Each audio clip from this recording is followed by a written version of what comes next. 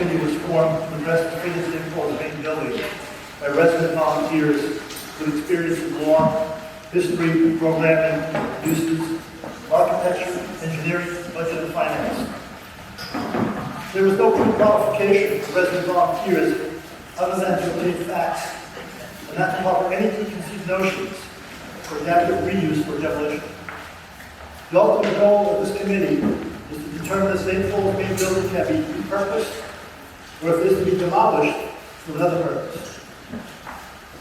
This evening, the St. Paul's Committee will make a presentation of the potential uses that may be accommodated for the existing parkland zoning designation.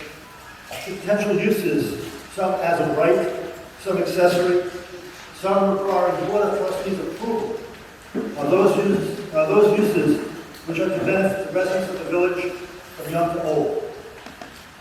The Programming and Use Subcommittee is one of the original 5 subcommittees charged to generate a list of potential uses to assist the Design and Engineering Subcommittee in developing a program for adaptive reuse of St. Paul's main building.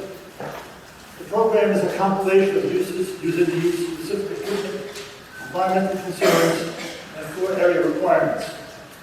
All the aforementioned form the building program used to develop the design of the building. A similar process will be employed to determine the program for demolition of the St. Paul's main building at a future meeting. I would now like to introduce the chairman of the St. Paul's Committee, former Mayor Brian W. Please stand. And former Village Administrator Bob Shaw. Thank you, gentlemen. I would also like to introduce Bill Gary, the chair of the Historical Subcommittee. Frank Madon, chair of the Programming and Use Subcommittee.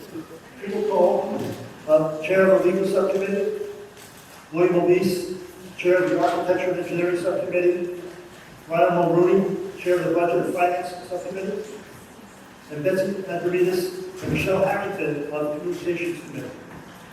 Thanks to all the subcommittee chairs and all the committee members for volunteering your time and expertise to address the state of St. Paul's. We also want to commend you for all your service to our community. Questions should be posed regarding proposed uses and building program presented this evening. I will now turn the presentation over to William Alisse, Chairman of the Architecture and Engineering Subcommittee. Thank you.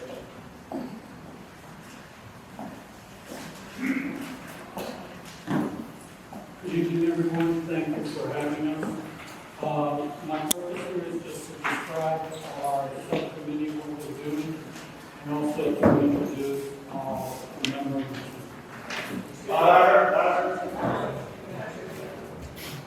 I'll make it loud. Okay, I hope this is better.